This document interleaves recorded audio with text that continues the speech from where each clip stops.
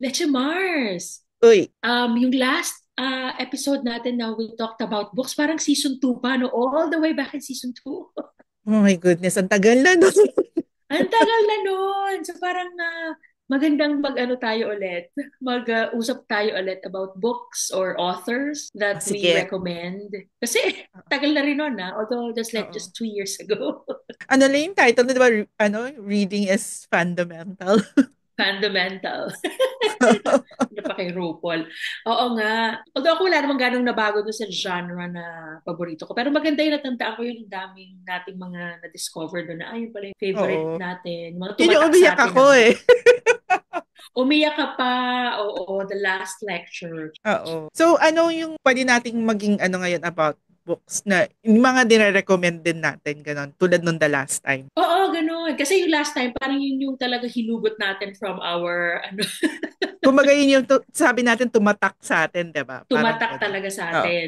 Sobrang ang dami ng books din. Ako, Oo. siguro this episode, kung meron tayong dire-recommend na, na lately, nabasa natin, na sobra tayong nagandahan. Oo. Or kahit Oo. hindi, alam mo yun, yung nagustuhan mo siya in your own special way. Oo. Oo.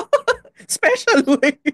Special way. Pero ako alam mo, since hindi pa rin ako masyado nagbabasa, no, kaysa sa ratio ng pagbili ko. Mm-mm. Pero siguro mas ang makaka-recommend ako, authors. Oo. Ah, Authors. sige. Oo. Tapos yung books. Sige, let's start sharing. Okay. Sige, sige. Ikaw muna. Ako muna, ako, ito well, this year lang, naniniwala kasi talaga ako dun sa, I won't know if you also believe in that, yung hindi mo pinaplano minsan, pero you will find a book that will get you out of a slump. Mhm. Hindi mo Mhm. siya hinanap. Wala nang Oo. naano ko siya. Ako, I came across, matagal na itong, it's a series. So, ang author ng pangalan ng author is Jen McKinley. Mhm. Kakapanood ko din siguro ito ng Hallmark. Ito yung series niya about library lovers yung pangalan ng niya, pero basta ang main protagonist kasi doon, siya, librarian siya who moved into a small town, na mga small Mm. town, pero Very mystery kasi Hallmark. siya. Very Hallmark, pero yun as in literally like a small town in New England. Tapos syempre pag mga ganyan cozy mystery, yung ang dami nangyayari, tapos Oo, yun nga oo. parang I'm like 7 books in, parang kung ako yung, if i-apply ko yung a very skeptic me, di ba parang hindi ba napansin ng mga nakatira doon na simula nang dumating siya. Ang dami na nangyari. Pero syempre yung plot ganon. She's the Oo. librarian, hindi naman siya detective. So kapag may Mm. nangyayari, siya yung nakaka-solve. So, siya kasi yung library director. So, yun. So, parang, as I said, I'm like 7 books in. So, Mhm. parang familiar na yung mga characters. Kasi parang may na-introduce lang na bago, but the core characters are the same. So, yun, parang na in love. Naano na rin ako sa kanya, yung best friend na trabaho din sa library, yung naging BF na niya, yung isa Mm. na nag-umpisang masungit sa kanya, yung mga ganon. Tapos, usual, every book, something happens. So, yun. Ano niya, she has written other books na hindi ko pa na-explore, but for this series, ganyang library love si Jen Mm. recommend. O, teka, ikakabit ko dyan yung ano ko, yung i-recommend ko naman na writer. Kasi, kung sa'yo, pang Hallmark, sa akin, lumabas na sa TV yung mga books. Si Tess Gerritsen, she's the writer of the Rizzoli and Isles books. Oh, oo. Ano siya, Chinese-American siya, tapos siya yung ang gumawa Oh, ng series of books ni Rizzoli and I Isles. didn't know Actually, that she China. oo. Tapos si ano siya, si Rizzoli lang actually yung character at first sa books niya. Tapos later on lang Oh, na okay. si Isles. Tapos from there, nagkaroon na siya ng series of books. I think basta it's more than 10. Hindi ko na ma-recall kung gaano kadami yon. Pero Mm-mm. yung ganun din, same din yung plot niya from the series. Yung ganun siya, yung medical examiner, detective, yung ganun pa rin, yung sila yung nagbabatuhan Oo, for sila yung to solve magtandem. the Oo. crime, ganyan. Yun, kasi nagustuhan ko yung series, tapos na-discover ko lang na it's based Book on a pala siya. series of books, oo. So Oh. from there, binasa ko naman. Nung natapos na yung series, yung show, yung books naman yung inano ko. Na-entertain naman ako. Ah. Although, medyo ano siya, hindi siya kasing, I guess, ewan ko nakakaya kay Miss Gerritsen. Mas witty kasi si Rizzoli and Al sa TV. Parang ganyan. Oh. Baka Or meron siyang siguro, she has a hand in oh, that. or credit din to the actor. Siguro yung the way they Actor. carried, oo, na parang medyo doon lang ako na na hindi sila masyadong nakakaaliw Yung like dun sa ano. Pero naging since banter mahilig, nila. pero since mahilig ako sa mysteries, ganyan, Mm-mm, yun, mm-mm. doon ko naman siya so, kung mahilig kayo din sa mga solving crime, ganyan, yun, this is So a wait, series of books na, si Rizzoli and Isles are best friends or ano, I'm sure may nagsiship na dyan sa mga in friends some lang corners sila. of the ano. Pero I'm sure nga, may Ganun. nagsiship, pero they're just friends. They're just friends. Mm-mm. So detective yung isa, tapos ano yung isa? Medical examine, Oh, oo. it's rare kasi usually, di ba kung napapanood natin, it's always opposite sex, something Oo. happens Tsaka between them. nakakatuwa kasi parehong babae na parang Oo. may mga lalaki pero parang supporting characters lang sila. Ngayon lang ako nakakita kasi na talagang babae lang yung bida. Alam mo, parang, Hindi kailangan yun. ng isa. Oo. Track nga yan. Nakita ko na yan yung The Show, Rizzoli and Oo. na nakakalungkot nga. May nabasa ko niya noon na they were sad. Oo. Sayang talaga. Well, ako naman, taking off from that, na because I didn't know that na Chinese. Mm-mm. Ako naman this is an Indonesian writer, Jessie Sutanto, Jessie Q sa particular middle Jessie na marami siya sinulat that wala din akong series na parang na-fixate kanya. At saka na siya na-discover ko siya kasi from another series na binabasa ko. Na-discover ko siya kasi siya yung nagsulat, yung merong mga aunties na meddling. Parang meron siyang 3 aunties na meddling. Tapos, ang nag-umpisa kasi yung series na ikakasal siya. Tapos, there Mm-mm. was like a dead body. Tapos 3 libro na siya. To be honest, mystery din siya, gano'n, na tumulong din mag-solve yung aunties. Alam mo yung the meddling Mm-mm. titas, Indonesian meddling titas. Hindi ako masyadong na doon sa series na yon. Parang I found it, kasi it's taking off from another series na parang ganun din yung tema na meron meddling Okay. adult relatives. So, ang nagustuhan ko sa kanya, binasa ko yung kanyang 2 young adult young adult na books. As in, parang high Mm-mm. school. Pero for me, it was well written. At kasi, siya, contemporary talaga. Na kasi, di ba pag nagbabasa ka, you can tell na noon pa sinulat pag wala pang cellphones yung mga Oo, characters, oo, oo. hindi Oo. nagko-computer. So pag nakakabasa ako ng young adult, pero ganun na sila kumilos, parang you can tell that parang also giving me a glimpse of, ganito na nga mga bata. Ito naman kasi Mm-mm. din, parang she's an adult pero for her characters medyo dark talaga silang mga bata, trigger warning, bullying, wala namang na-unalive pero sobrang bullying, may pagka-psycho na tipo, my God, talaga it really starts pala when Oo. siyo 2 young adults tapos may sinusulat siya ngayon na ang protagonist naman niya matanda kasi may-ari siya ng tea shop. Tapos, si Vera Wong, hindi Vera Wang, Buong. Vera Wong. Isa nga yun sa parang no character na sinasabi niya, no, I'm not a designer. Ako si siya yung may-ari siya ng tea shop, tapos may na-unalive dun sa kanyang tea shop. So, syempre, Mm. pakialamera. Parang may ganun siguro siya sa pagsusulat. Pakialamera, Lola, ayaw Oo. patalo. So, si Lola yung parang tumulong to solve the crime. So yun, si Jessie Q. Sa akin, pa rin tulad ng Rizzoli and Isles. Siya kaya, since mystery, mahilig tayo sa Oo. mystery pala, Leche Mars. Mahilig tayo. Oo nga. Para nababalik sa ating true crime episode. Correct. Yung naman, yung series of books naman ni Kathy Reichs, yung, naman siya, ito yung nag-inspire dun sa series na Bones. Yung TV series na Bones. Oh, yeah, yeah. Oh. Sa series, sa TV show, yung forensic anthropologist, si Temperance Brennan. Tapos, Mm-mm. she's writing a series of books na mystery na parang nakaparallel sa life niya na ang bida si Kathy Reichs. Which is funny because the books are written by Written Kathy by... Reichs, writing about Temperance Brennan, the forensic That's so anthropologist meta. naman.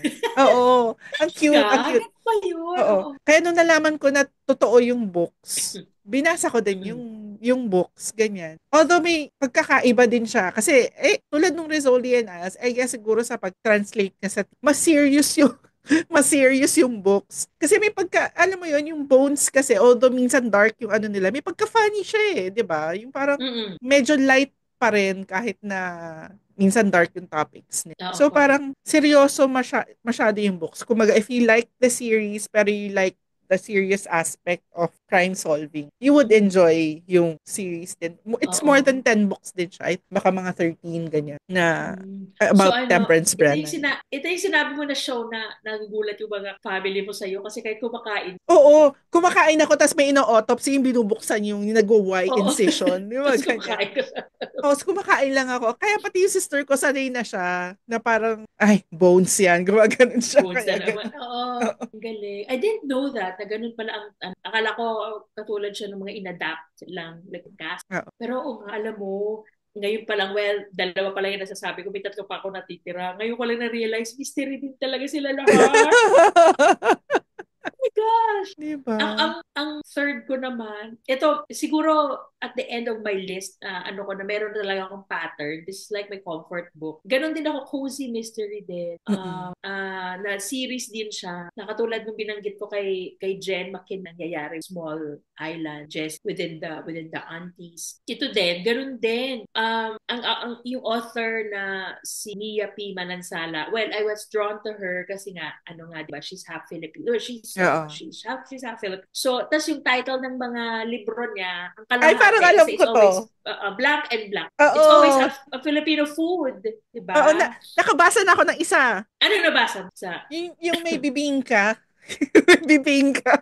Oo, yung bibingka. Yan yung huli niya. Oo, yung huli. Kasi may bago siya Oo. ngayon, yung Guilt and Ginataan. Hindi ko pa siya nabibili. Oh. I mean, I just reserved it at the library. So, wala pang, ano. So, medyo in demand pa siya. So, naghihintay pa ako ng third. Pero, yun, gano'n. Arsenic and adobo. Ayun, Gano'n yung oo, mga, oo. ano niya. So, anyway, ang story kasi nung series niya, it's about this person who went back to her hometown. You know, Mm-mm. it's a small city and state. Tapos, meron silang, yung auntie niya ay mayroong restaurant. Tapos doon siya Oo. nagtatrabaho. Tapos, nagtayo din, at the end of the first book, may coffee shop na siya with her two friends. Mm-mm. So, yun, ay, shenanigans ensue na lagi may nangyayari. Yung unang book, may connection talaga sa kanya. As in, Oo. basta yung nangyari. Tapos the others are just, ano na lang sila, parang, yung something, parang mga, ano na lang, nandun sila when the crime happened. Mm-mm. Pero, natuwa lang ako doon kasi, meron nga siyang,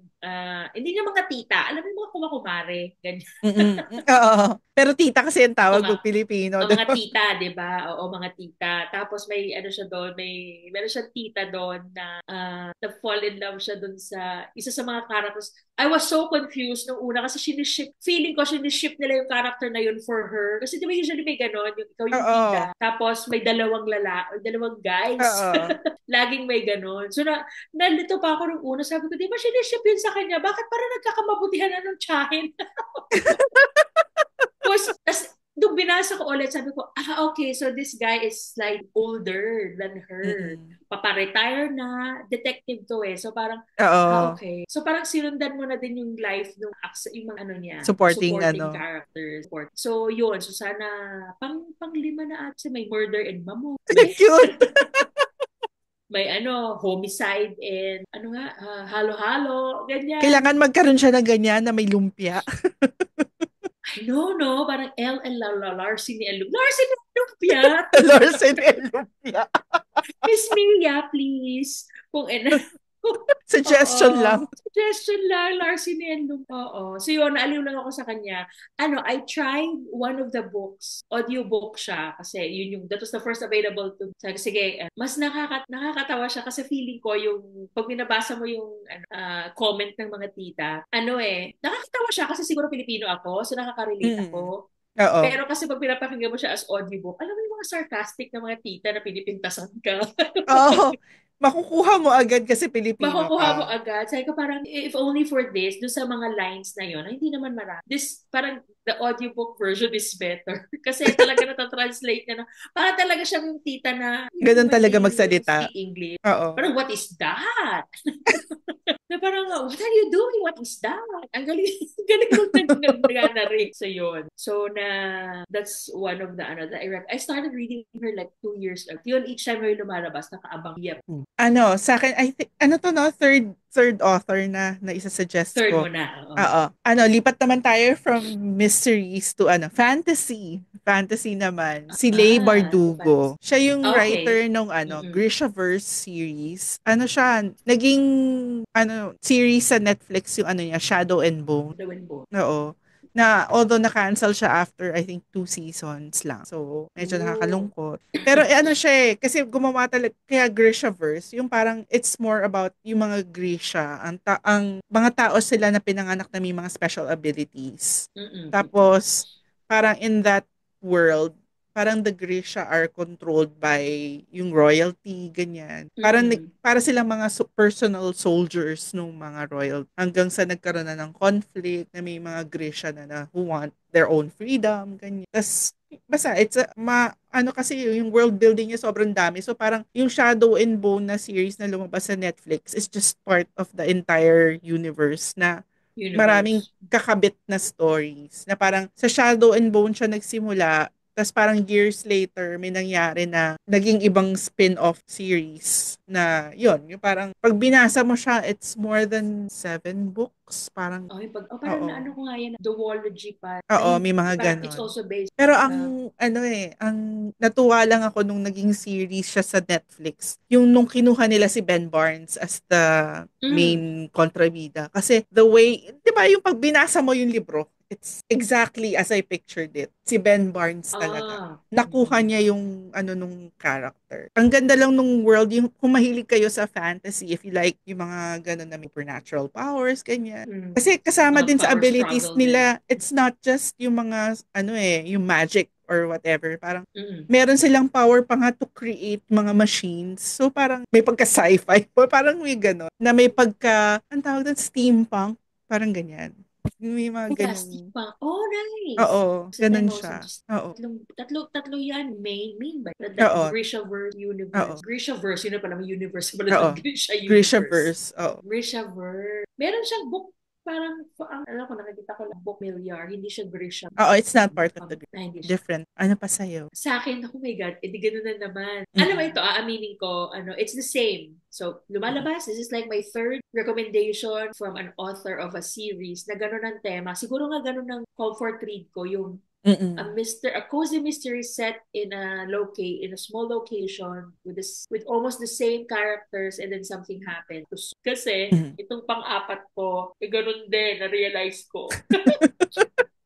Well, the series is called The Noodle Shop Mystery. Mm-hmm. Before Mia Manansala and Jessie Sutanto, si Vivian Chien, yung author. Basa ko na siya kasi yung book 1 nito ay ang tanda kong binili ko pa sa National Bookstore, Robinson's Ermita. Wow. So paperback, binili ko siya. You know, it was on sale tapos ang pangalan niya Death by Dumpling. So parang, oh, this is interesting. Oh, So, parang parang wala ko binasa siya. ko siya tapos Familiar. parang tapos parang a few years have passed. Nakita ko yung kasunod. Parang, ay, tama pala nito. Tapos parang ganun din siya katulad nung Ni series Mia. niya na may mga pagkain din. But you know, kasi nga, she's Chinese American. So, yung Chinese food. Ito, aaminin ko, world building. Di ba minsan yung familiar ka dun sa setting? Mas Mm. na-attach ako dito sa kanya na minsan nalilito ako when I'm reading other similar series na cozy mystery. Kasi mas na-endear ako dun sa community kasi ang setting ng niya community niya is Ah, hindi siya masasabing Chinatown. oo. Pero parang it's a strip mall na iba-iba Mm. yung tindahan. Tapos yung noodle shop Okay, niya, gets. isa doon. Tapos madami, may tindahan ng books, may tindahan ng songs, but lahat yon Asian, and it's like an Asian center. Parang. Pero syempre, as the book progresses, hindi naman na lagi doon sa, dun sa compound nila ng strip mall na yun nangyayari. Kasi baka maipasara na kayo yun pag laging nangyayari.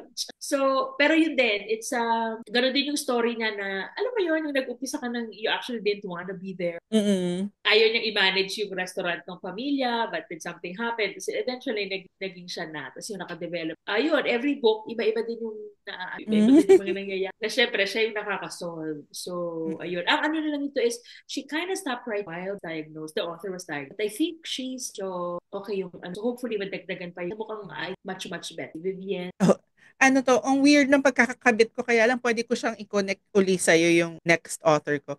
Kasi she also had, about of cancer. Si Deborah Harkness. Oh, She's the writer of the series, All oh, Soul series, in A Discovery of Witches. Ahem. Ano, Medyo Mars, I want you to be proud of me. I'm finally reading. nakakalahati ka na ba? Pa? But wow, I didn't know na ano pala siya. Oo. Yun, kaya parang medyo natigil din siya for a while ng pagsusulat nitong series na to. So yung also Mm-mm. series is about yung how, what if, it's a what if na parang vampires truly existed, werewolves truly existed, supernatural creatures really existed na in our regular timeline. So parang gano'n.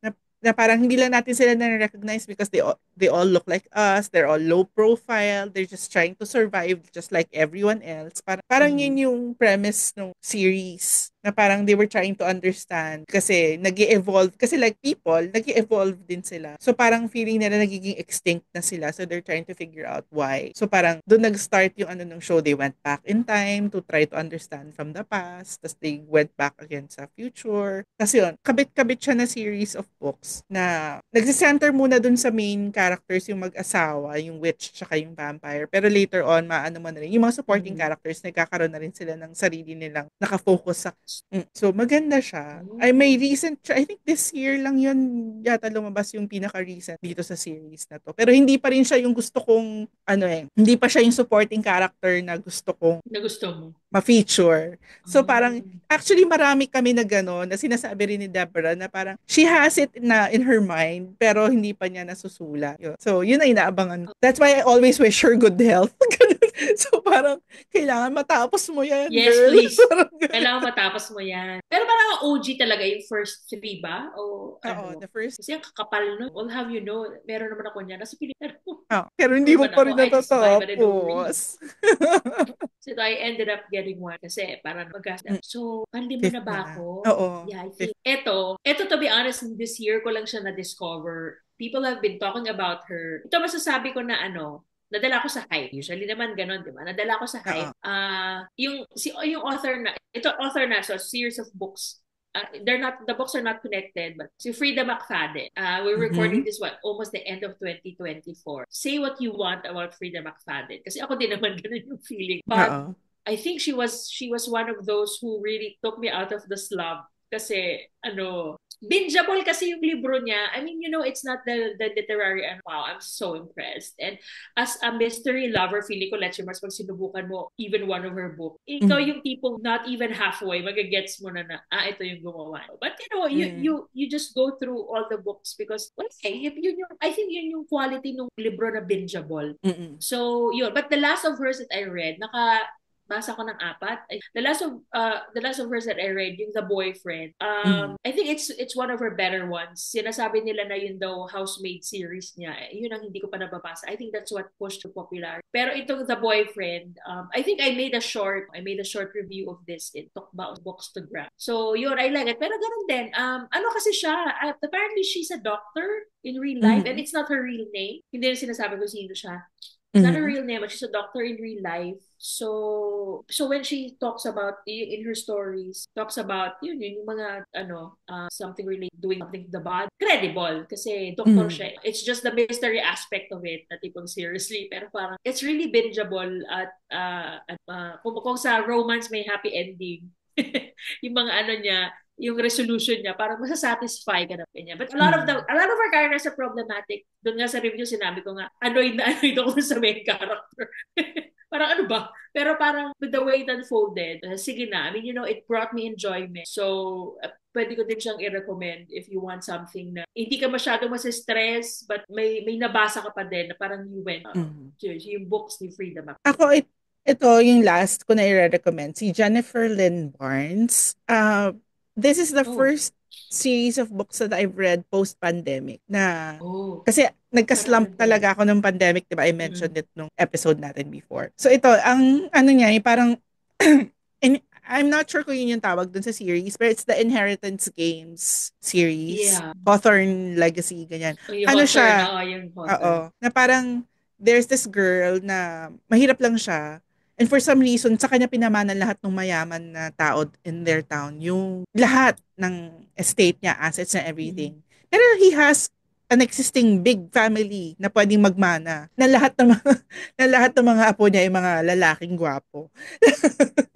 Tapos, ang condition to get the inheritance is dapat dun siya titira sa bahay, dun sa mansion, na parang, and it's her call if she wants the rest of the family to stay or to ano. Kasi, kanya na yung lahat eh. Eh, pero Correct. dun lahat nakatira. It's so So, shady. oo. So, pinagstay niya. Tapos, it turns out this guy, this old man, is fond of yung mga puzzles, yung mga ganang problem solving, ganyan.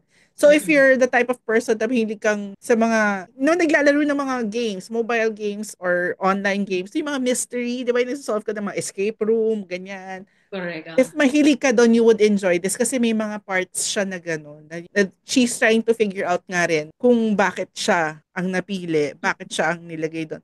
Kasi siya, parang ang ano nila, kahit ng mga apo eh, na parang she's the biggest mystery of all. She's the biggest puzzle. Kasi why did he put her there with all of them? Parang, tapos syempre may mga kilig-kilig moments kasi nga ang gugwapo ng mga apo, lahat pwede mong patulan, ganyan. Parang ganon. So parang it's interesting. Sana lang hindi siya naging young adult kasi young adult books siya eh. They're in their Oh, okay. teens, late teens sila, Mm. most of them. So parang feeling ko kasi it would work as adult characters din eh. Na parang it would be more logical na parang they have so much time. Parang kasi kung estudyante ka, wala kang ganyan Oo. time. Parang yun. So parang Correct. Tsaka yun lang baka yun. mas Pero it's excuse mo yung interesting. manipulation. Oo, 'di ba? Na parang they'd be Ma-excuse smart yung enough, manipulation. smarter.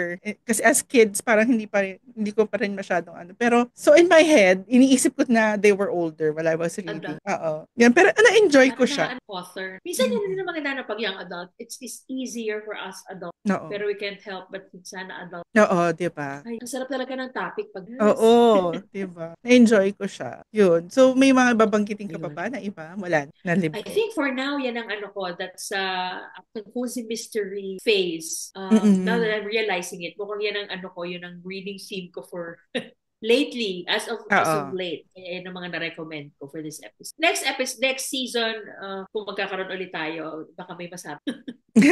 Sige, sige. Pero sa mga fellow Fandisals natin, baka meron kayong i-recommend Yes. based dun sa interests na share namin ngayon. Baka meron kayo pwedeng i-recommend na similar books, similar authors. Or kung Yes. nabasa niyo yung mga na-mention namin, baka gusto niyo i-share yung thoughts niyo on the books and the author. Mm-mm. Yun. So, Yes. Oo Leche nga. Mars. Tapos na naman tayo ng isang episode. Tapos na naman. Until next time at magbasa na muna tayo. Sure. Oo. Let's Actually, go wala read pa a nga ako book. nababasa after nung Inheritance game. So, mga fellow Fandisals, kung may marirecommend kayo, recommend naman. Correct. Ayun. Thank you, Lechi Mars. Thank you din. Thank you, everyone. See you next episode. Bye! Bye.